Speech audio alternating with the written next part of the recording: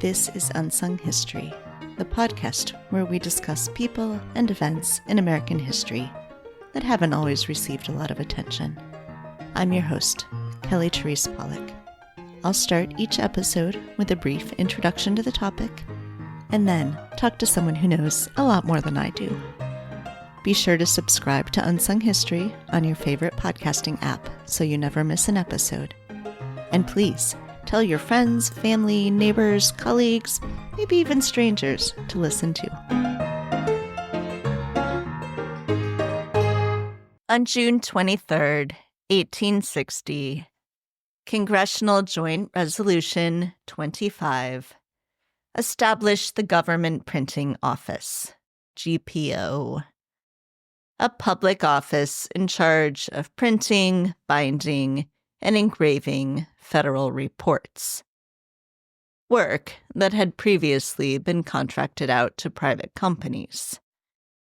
From its inception, the GPO employed hundreds of women, especially in the types of labor, like folding, stitching, and pressing, that were similar to domestic labor women often performed elsewhere.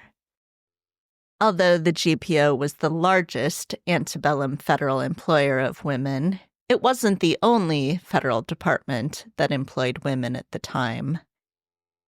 The Government Hospital for the Insane, also known as St. Elizabeth's, which admitted patients beginning in January 1855, employed women as attendants to care for women patients, along with women cooks, seamstresses, and housekeepers. Individual department supervisors also hired occasional women to do copy work within their own homes, which was considered more acceptable for keeping employment within the women's sphere. In 1861, the United States Department of the Treasury began to issue paper currency for the first time to finance the Civil War. Paper currency already existed in the United States, but it was previously printed and circulated by private banks under state charters. This new federal paper currency was printed forward to a sheet and had to be cut out by hand. In his 1873 Behind the Scenes in Washington, writer Edward Winslow Martin quotes then U.S. Treasurer Francis E. Spinner as saying, quote, "I went to Mr. Chase and said to him, 'A woman can use scissors better than a man, and she will do it cheaper. I want to employ women to cut these notes,'" unquote. Mr. Chase, that is, Secretary of the Treasury Salmon P. Chase, expressed concern that employing women would demoralize the department, but he allowed Spinner to bring in one woman as a test case. Within one day, the woman whom Spinner brought in, Jenny Douglas, an unemployed schoolteacher, showed that she could easily cut and trim currency more quickly than the men, and for less than half their salary. By the end of 1861, all of that work was being performed by women. Spinner also hired women to count the worn and dirty money being returned to the Treasury Department for replacement, and to count the new money going out. He believed that the 7 women appointed to do that work on October 9th, 1862, were the first women, quote, "who ever received appointments as clerks in any executive department of the national government at Washington," unquote. Spinner was almost certainly wrong about that, but in his defense, no one, Congress included, seemed to be keeping track. The Washington Arsenal, the Post Office, and the War Department's Quartermaster General's office all hired women without any kind of explicit congressional approval. Members of Congress certainly knew about the practice. In fact, many of the women who were being hired into these federal departments had presented letters of recommendation from their congressmen and senators with their job applications in order to obtain these positions in the first place. In March of 1864, Congress, for the first time, formally acknowledged the employment of women in its Act to Supply Deficiencies in the Appropriations for Service of Fiscal Year ending June 30th, 1864. As Congress was allotting additional funds for departments whose workloads had expanded as the Civil War wore on, it noted that, quote, "The heads of the said several departments are hereby authorized to employ females instead of any of the clerks hereinbefore designated, whenever, in their opinion, the same can be done consistently with the interest of the public service," unquote. One particularly compelling reason that the department heads may have had for hiring women was that the salary for women, regardless of how long they had been working or how well they were performing, was capped at $600 per year, half of what the lowest paid male clerk was paid. Even so, working for the federal government was one of the highest paying jobs that women could obtain at the time, and these jobs were in high demand. 2 years later, in the General Appropriation Bill of July 1866, Congress agreed that women could be classified as clerks, not just as ladies, and they raised their salaries to $900 a year, still well below what the men made, but perhaps slightly more livable in the very expensive city of Washington, D.C. Surprisingly, Congress did consider setting the salary for women employees in the federal government to be equal to that of men. The Senate debated the issue in 1867, 1869, and 1870, and the House debated it in 1870. As radical Republican Senator Samuel Pomeroy of Kansas argued in 1869, quote, "Where labor is performed, the compensation should be according to the capacity and character of the labor.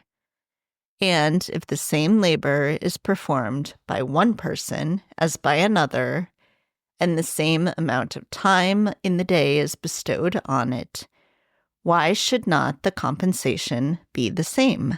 Unquote. Not everyone agreed, of course.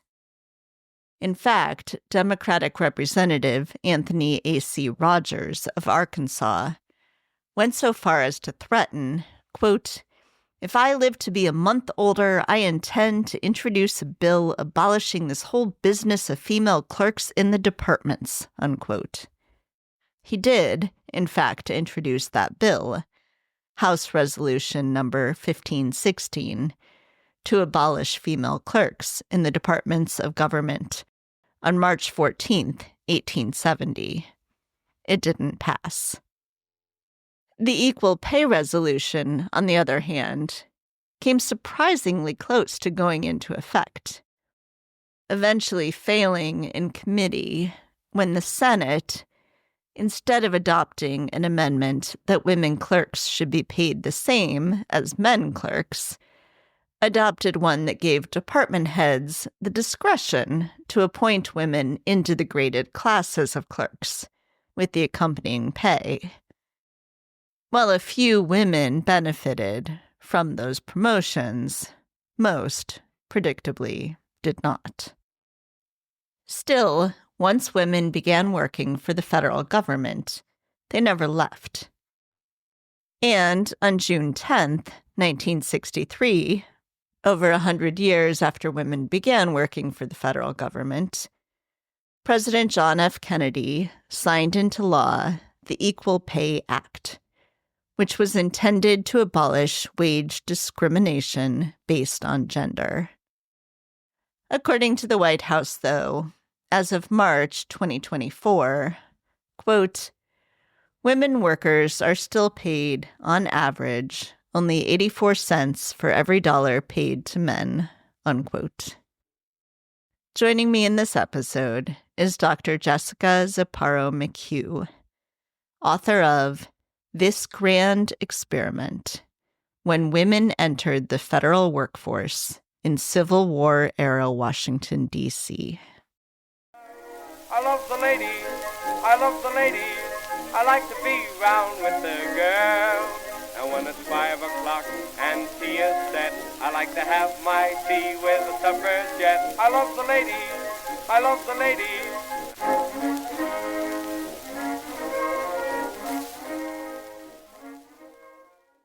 Hi, Jessica. Thanks so much for joining me today. Thanks for having me. I want to start by hearing a little bit about how you came to even know about these women who were working for the federal government, how you got interested in writing about this topic. Sure. I got my PhD at Johns Hopkins, and when I was thinking about my master's thesis, I've always been interested in the way that women find places to be autonomous or independent in societies that are patriarchal and don't allow for such independence. And so I actually started looking at sex workers during the Civil War, and looking at sex workers actually led me to the Treasury Department scandal of 1864. And that was a scandal that started out about fraud and counterfeiting, but wound up being about the sexuality of women that worked for the Treasury Department in 1864. And that just got me really interested because at the time I didn't know that women had worked for the Treasury Department or any federal departments during the Civil War. And so that was kind of my entry point. And so I want to understand a little bit about the kinds of sources that you were looking at. It sounds like you had to do a fair amount of database building to sort of pull all these different kinds of records together. So tell me a little bit about that process, what we do know, and maybe a little bit where the gaps are, what sorts of things we maybe don't know. Sure. Yes, it was definitely database building intensive. So because we're studying quote unquote ordinary women, they don't leave a lot of records. And when they get married, most women change their names. So it's really hard to follow them through the documents, even if they're in there to begin with. So I looked at a lot of different documents. One of the main things I looked at was a document called the Federal Register, and that was published every other year. And it listed the names of most, but definitely not all, people that worked for the federal government in these periods. So that was a big starting point. It wasn't, when I was looking at it, digitized in any way. So that was me with my eyeballs on the pages, counting, tabulating. I also used census records. Again, that also wasn't something that was searchable. And so I just read census records at night. I read multiple newspapers for years at a time. And a lot of that was because the words that I was looking for, even if they were searchable, weren't going to result in fruitful searches. So you can't really search woman and expect to kind of get what you're looking for. And I didn't even know what I was looking for, honestly. And as I was creating this database that was searchable by name or occupation or department, I started recognizing names that I could then search. If I found a woman's name in the newspaper, I could then search to see if she was in my database and was she one of these women that work for the federal government. Ultimately, this had over 3,000 names in it. And I also looked at divorce records. I looked at petitions in the Committee of Ways and Means files, diaries. It was pretty broad searching. And it really was just pulling this like ephemera information and being able to organize it in a way that was searchable and quantifiable and ways that I could use it and to tell a story, to kind of almost create a composite of these women that were so hard to pin down individually. What in the aggregate could I glean from all of this to say something about the women that worked for the federal government in this period? Could you talk a little bit about the kinds of work that we're talking about? You mentioned the Treasury Department. There's a few other departments where they're working in really big numbers. What is it exactly that they're doing in these departments? Got it. And I actually have a whole chapter about this because it's actually not really a very straightforward or easy question. So when women came in to work for the federal government, it wasn't like Congress said, departments, you must now hire women. It was individual supervisors within each individual department who was making these choices about what women to bring in, whether to bring women in, and then what those women would do once they were there. So it really was pretty broad. So initially there were a lot of women who, for example, worked for the Senate and they washed the drapery and they polished the rails. So there was that very domestic labor. There was an institution called the Government Hospital for the Insane where women cared for female patients, or they were also laundresses or cooks. So a lot of the early labor was definitely more domestic adjacent. And then the big push came in the Treasury Department. But prior to that, the Patent Office had employed women to do a lot of copy work. That was mainly at home. So you would bring the work home, which was considered more respectable. And then you would return it later to the office. So that was copying documents or correspondence. And then women came into the Treasury through Spinner, who was the head of the Treasury Department at the time. And he thought, wow, I'm watching these men cut these banknotes with scissors. And I think that women could do this work, one. And two, I think I could pay them far less to do it. And so women came in to the Treasury doing that. But once they were in, they branched out doing all kinds of things. So it's hard in the Federal Register because while men's jobs were explained in terms of what they were doing, women were just women. So it's really undifferentiated. But we do know that women, for example, they counted currency, which was a tough job for two reasons. It was you had to work really fast. And if you made a mistake, you were personally liable for that money that you miscounted. So the stakes were really high, the pay was really low, and it was challenging. Women also became experts at redeeming mutilated currency. So if a ship sunk and you went to the bottom, you got it out of the river and it was all like pieces of paper, women were in charge of seeing if you could redeem that money. Women in the Treasury also helped print the banknotes. We don't know as much about that because they weren't in the Federal Register, but we do know they were helping with printing. Women worked in the government printing office, helping print reports for the House and the Senate. Women worked at the post office. So they worked mainly in the dead letter office, which was where you redirected wayward mail. So it would just be addressed to something like Carlton in America, or it wouldn't have the full name of the addressee. And so men opened the letters because the fear was that there would be something scandalous inside. So they earned 2 to 3 times what women earned. Women did the intellectual labor of trying to figure out how to get those parcels to the correct recipients. Women worked in the War Department. That was also a lot of copying. Women worked in the Patent Office, which was copying and checking copies, a lot of clerical labor. There were messengers. There were sweepers and scrubbers still. So it was a pretty broad range of jobs. That became more standardized as we get into the 1870s.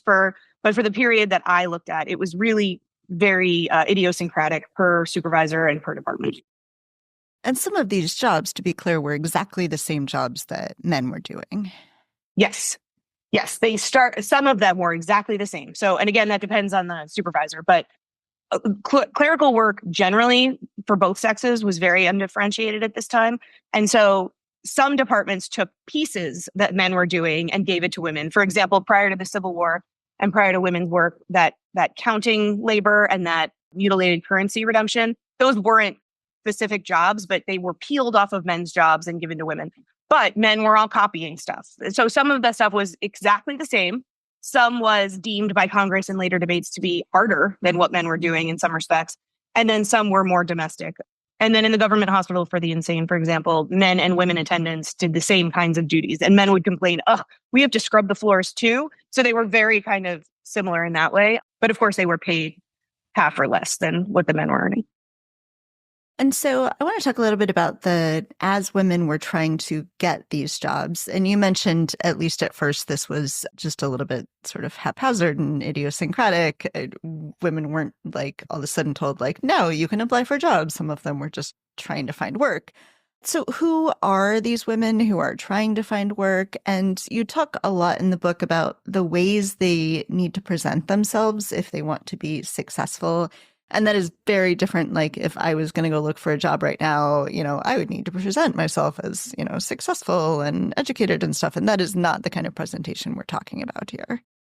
Right. So who the women were, again, in this period when everything is really in flux, they were everyone. They were all over. So this work, even though it was less than half of what men made, it was way more money than women could earn anywhere else in the country at the time. And so all women from all walks and multiple states were applying to these jobs. It's unclear how women were hearing about this because even before the federal department started hiring women were writing to Lincoln asking for jobs. Is there anything one offered to be the governess for his children?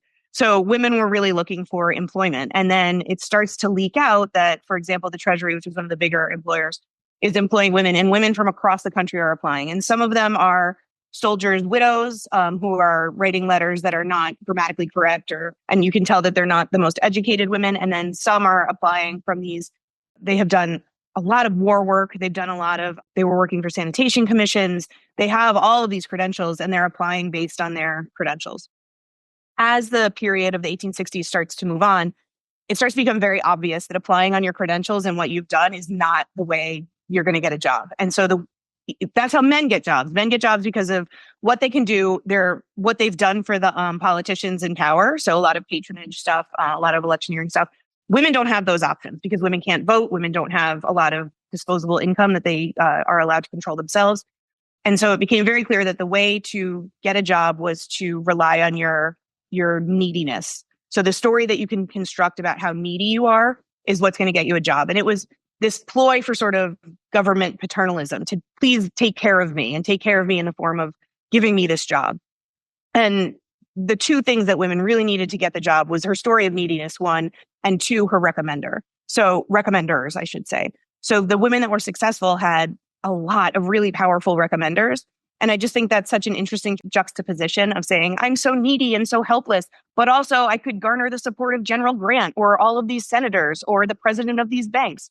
So it became very clear that these were constructed narratives of neediness from a lot of these women, because the things that they were doing were so independent and so ambitious at the time. So, but the story that you had to tell to get the job was really this one of neediness. And I think that came back to kind of hamstring their efforts to retain their jobs and to receive equal pay for doing them.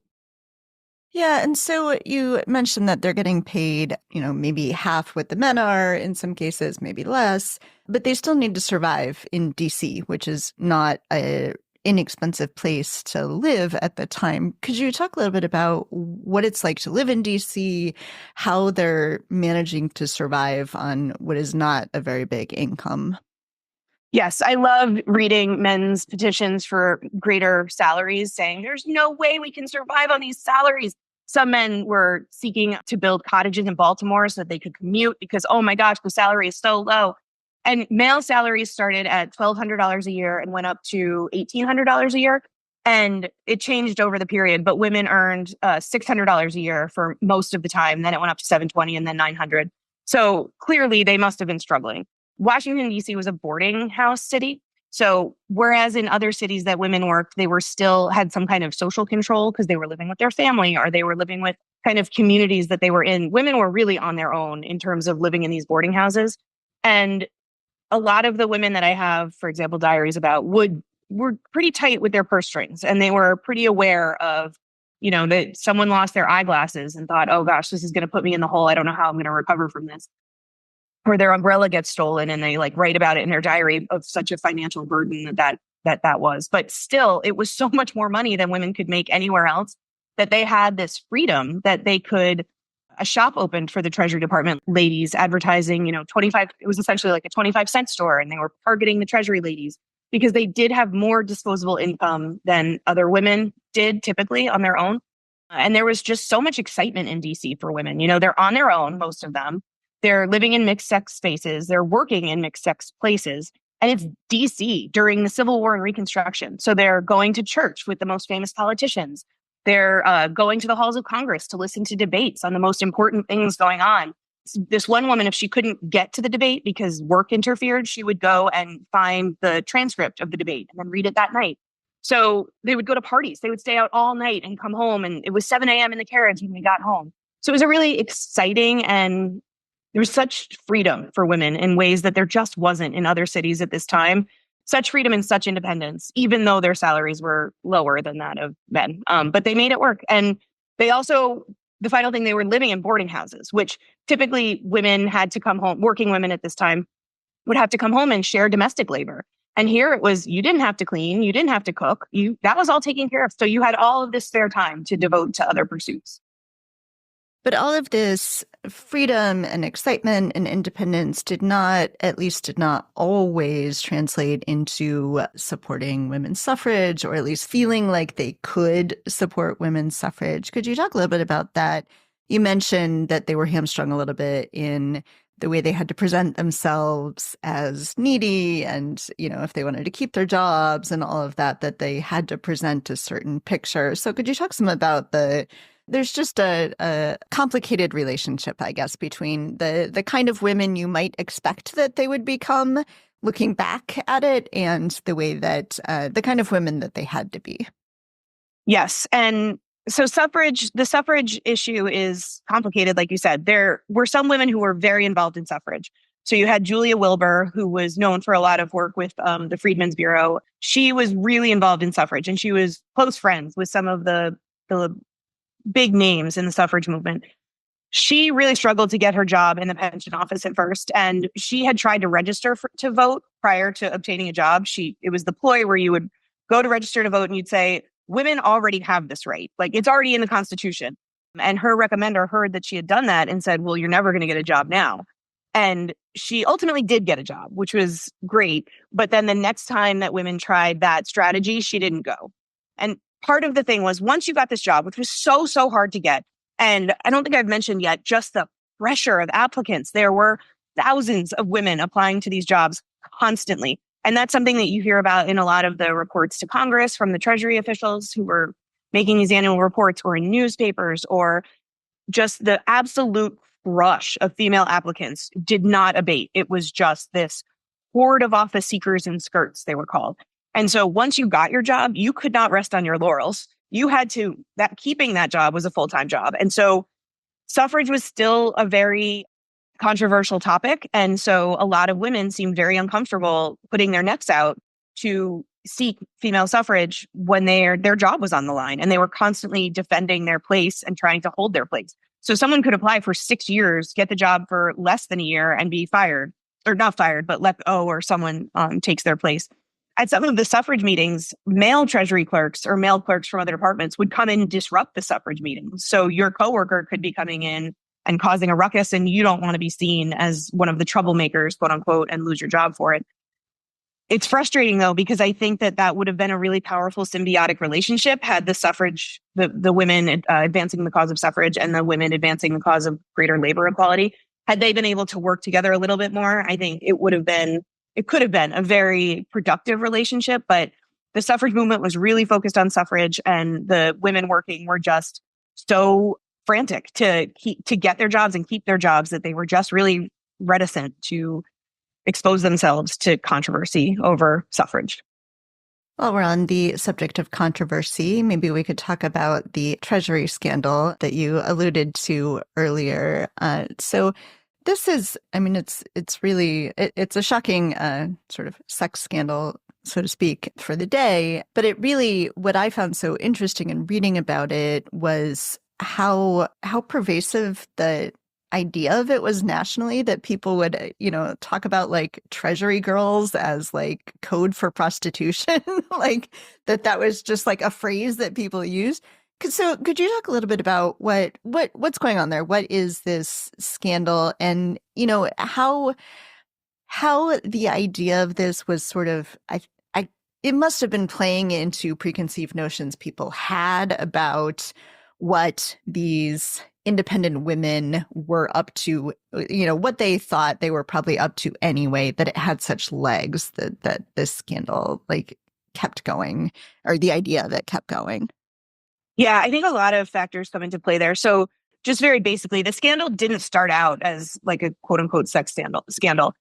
The Treasury Department had just introduced greenbacks, which was the first time we had national currency. And there was a lot of concern around counterfeiting in national currency. So prior to this, every state had its own currency. Now you have this national currency, and it's like very hard to tell if it's real or not. So there's this whole fear of counterfeiting. And so S.M. Clark, who was working in the Treasury Department, he brought in this scientist to create this paper that you would protect against counterfeiting. And an investigator, Lafayette C. Baker, came in because there were all these rumors around this. This is really shady and people aren't trusting that these greenbacks are legitimate. And so Chase brought in Baker to kind of whitewash the Treasury Department and say, nope, everything is great. Everything looks fine. Except Baker came in and said, ooh, I don't trust Gwynne. And he arrested him based on evidence that he couldn't later produce. And so Jordan, who was the solicitor of the Treasury, said, do you have evidence? And Baker said, yeah. But he didn't. And so then Gwen got released and sued Baker. And Baker went to Jordan and said, if you don't protect me against Gwen's lawsuits, I'm going to expose all of this stuff that I found out about the Treasury Department and all of these sexual liaisons that are going on. And Jordan essentially called his bluff. And so what Baker did was there was a woman who was an actress in the city. He enlisted her help and they broke into the hotel room or boarding room of one of the women who worked in the Treasury Department, Ella Jackson. They went through all of her papers and all of her diaries. She was a Treasury employee, but she also was an actress. And they went through all of her papers and she came home and they said, your other roommate, this was totally fabricated, your other roommate spilled the beans, told us everything. Ella Jackson then confessed to all of these liaisons that were happening in the department, signed an affidavit. Her roommate came back and signed an affidavit. So anyway, this whole thing just exploded into this sex scandal. And Congress got involved. So the Democrats got involved. And ultimately, this 418-page congressional document was issued where they went through and talked to all the departments of the Treasury. The conclusion, the majority conclusion written by Garfield was that, nope, this was all Baker's fault. Those women were lying and everything's hunky-dory at the Treasury Department. You don't have to worry about it. The Democrats said, oh, no. There was definitely things going on that were not okay and made these huge broad brush statements about the morality of the women working in the Treasury Department. Was it true that Baker and Ella Jackson and Jenny German and Laura Duvall, was it true that they were having liaisons with the men in power? Maybe, probably. They were in their late teens and it was very possible. But we're talking at this time about hundreds of women working for the departments. And so those women kind of, the opprobrium that was put on them and the scandal that was put on them spread throughout the Treasury. And you're right, newspapers from Maine to Hawaii were reporting that the women that worked for the Treasury Department specifically, but it also bled out into other departments, were sexually promiscuous. And that either they had gotten their jobs because they were corrupted, meaning they were already kind of sex workers, or they were corruptible, meaning they were hired because they were pretty and men in power thought that they could seduce them. And just what that did to the reputation of women. And again, bringing it back to this was the highest paying, most prestigious job women in the entire country could get at the time. And so you can see this reflected in some of the application letters where women are saying, look, I've heard the rumors, but I'm not like that. I'm a good woman who is, moral and please hire me at the Treasury. Ultimately, I think I did uncover liaisons among coworkers. I do think there might have been some truth to the Clark scandal. But ultimately, most of the women were not that way. And they were really, just searching for intellectual, high-paying work. And I think that also complicated later their fight for equal pay for equal work. And also, just a side note, and I don't even know if this was in the book, but the reason we don't have living people on U.S. currency is because after that scandal, a year or two after that scandal, S.M. Clark, who was at the heart of this, put his own face on national currency. And Congress was like, absolutely not, because they had just been through this with him. And so they passed a law after that. So the women were all fired, but Clark stayed on and put his own face on national currency. It was a 5-cent note. So. Wow. So you just mentioned the fight for equal pay, and it is fascinating how close they got to equal pay and some of the arguments really on both sides for and against equal pay are just it's kind of riveting reading. I love political history anyway. So I wonder if we could talk a little bit about that. And some of the arguments against are really framed as like protecting the women and protecting their jobs. So I wonder if you could talk some about that. Ultimately, of course, it didn't come to fruition. And even though we have legal protections for equal pay now, still don't really have equal pay. So, we're still living in that world. Don't know what would have happened had they achieved equal pay in the 1870s. Yeah, it's such an exciting and then ultimately sad story for me. And just like a little bit of kind of behind the scenes, the way that I stumbled across this was, and this is a good reminder to always be nice to archivists, is I was just there all the time. So the employee files are really not organized well at all. And so I would just call a bunch of employee files and then I had to put eyeballs on every single file to see, is it a woman? Does she work in my time period? So I was at the archives for so long. And so people got to know me, archivists got to know me. And one of the archivists said, do you want to just come back in the stacks and like just poke around? Because it was just so clear that I was like struggling to find what I needed. And I just was leafing through, and there was this file for Committee on Ways and Means for my time period. And I opened it up, and there were 11, among other things, there were 11 petitions from women with over 700 signatures asking for greater or equal pay during this time period. And they weren't categorized as such in any way. I don't think I ever would have found them besides that serendipity. So what happened there was when women came in, so women came in unofficially, right? But then Congress kind of codified this with the Deficiency Act of March 1864 and said, yes, you may hire women department heads and you may pay them $600. So that kind of capped women's salaries at $600. Women clearly wanted more money, and you see petitions asking for more money from men and women. It went up to $720 in 1865. Yeah, January 1865. And then later it went up to $900. But there start to be petitions from women in the Treasury Department, especially, but also the post office and the government printing office asking for greater pay. And one petition actually asked for equal pay for equal work. Their statement was, what makes us to differ from them? They said, we sit down and we do this exact same job, and the man sitting next to me earns $1,200, $1,400, $1,600, $1,800 for this exact same job that I'm doing. Why? What makes us to differ from them? And so there were three debates in the Senate in 67, 69, and 70, and one debate in the House in 70. And I kind of analyzed them as one conversation because it was the same conversation over and over. And so the arguments for equal pay, I mean, it's obviously very straightforward. And it was radical Republicans that were leading that charge. And it was, how do we justify not paying them? They were all agreeing. We have all these reports from the Treasury Department heads saying, yes, these women are doing work that is absolutely equal to the work of men. Some are saying, if not harder.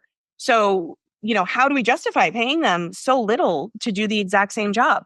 And then the arguments on the other side, in addition to this kind of paternalistic argument that you had referenced, so you have some people saying, well, we can't pay them the same, because if we pay them the same, then they're just going to hire men. So the only reason these heads are hiring them is because they're so much cheaper. And these departments had so much work to do, and their budgets did not increase in relation to how much work they had to do. So for department heads, this was such a windfall. They could get all the work done for half the cost. So Congress was saying, well, then they just won't hire them. Even though that's not necessarily what the department heads are saying in their reports to Congress. You also had them, my favorite, most bizarre argument was, well, we already have so many applicants to these jobs. And if you make the salary higher, that's just unfair to all the women of America. And so we can't do it. Then you had the economic argument, which was saying, look, we are responsible for the coffers of the nation, and to pay more than we need to perform the labor is not fair to the people of America. The radical Republicans on the other side were saying things like, yeah, we know that women aren't paid equally in other walks of life, in other labor, but shouldn't we set an example for the nation? And this is coming at a time of Reconstruction when they are setting an example for the nation. They're making these massive sweeping changes to society with the ending of slavery and the granting of Black men the right to vote. And so they are making these huge changes. And so Republicans are looking at this like, well, we should just do this one also, because this is so clearly what is fair and right. And so you're right, in both houses, they passed resolutions saying we should pay women equal for equal work. And they just kept falling out in committee. And so then they would come back and say, I thought we decided this. We voted on this. We decided to play. And it just kept falling out. And at the end, in 1870, what ultimately passed was this bill saying, okay, we will allow department heads to appoint women to those graded class of clerks. So the 12, 14, 16, 1800, we'll let department heads do that, right? And one of the radical Republicans said, yeah, the result is going to be that they don't do that, because why would they spend more money? And that was exactly what had happened. So there were this small flurry of appointments in 1871 that suggested that people had been waiting for the chance to promote these women, but ultimately it really didn't go anywhere. And the problem with their pay scale wasn't only that it was way too low, it was also that it was flat. And so women who were excellent at their jobs had almost no mobility. There are some women I found truly snuck in because they just dropped the Miss or Mrs. off their name and stuck them in the register of a graded clerk. But for the most part, the least effective employee was paid the same as the most effective employee. And there was no way for a woman to advance, really. And that also did not help the women's kind of longer term employment prospects. So at various points, this is referred to as an experiment, right? A grand experiment of women working. So I guess the question is, did the experiment succeed? I know it's so tricky. So in some ways, yes, right? In some ways, yes, because women never left the federal government after this period. So in 1859, you had 18 names on the Federal Register of Employees that were women. They all worked at the government hospital for the insane in those very domestic jobs. By 1871, you had 922 women on the Federal Register. And because there was so much movement and volatility in that workforce, thousands of women worked for the federal government in this time period. So women never left those payrolls. And so once they were in, they never left. So in that, and they proved themselves to be very capable employees. And so in that respect, it was a successful experiment in that, yes, can women do these jobs and do them well? Absolutely. But what's frustrating is that it was kind of a failed experiment because they weren't really seeing if women could do the jobs and do the jobs well. They were seeing if they could jam women in and their understanding of women in terms of what women want, need, deserve. Could they jam those preconceived notions of women into the federal government with a nice added benefit of cost saving? And so it's so frustrating because you see this moment of possibility that really should have happened and it just didn't. So I think it was a flawed experiment is my kind of answer, in that it didn't really set out to prove what women were trying to prove, that they could do the jobs, do them well, and deserved equal pay for doing them. If listeners would like to read in more detail, how can they get a copy of your book? Oh, I think it's available on Amazon, and it's definitely available at UNC Press, and it's come out in paperback as well, so you can find it there too. Is there anything else you wanted to make sure we talk about? Just when I think back on this, I think about how the story gets lost that the Union was able to prosecute the Civil War, in part at least, by exploiting the labor of women. So it exploited the labor of women in the federal departments. Spinner came out and said, there is no way we could have done this without underpaying women. We could not have prosecuted the war without underpaying women. You see that in other labor that women did as well, like benevolence work, nursing. It was all the exploitation of female labor that was in no small part, helped the Union prosecute the war. And I think that story gets lost a lot. And then the other thing is just, I think this also hits home with that the privileged really bear a responsibility to affect change for those that are underprivileged. Because the thing that was very frustrating was watching these women struggle to keep their jobs, struggle to make it work, being underpaid in DC, and then also bore the responsibility of earning equal pay, even though people didn't step in really and help them because they didn't have the time, money, and effort to achieve the justice that they deserved. And it would have been nice to see more privileged people come in and support them more. Jessica, thank you so much for speaking with me today. It's a fascinating story. Thank you for having me. God bless them, the world can't spoil around without a beautiful girl.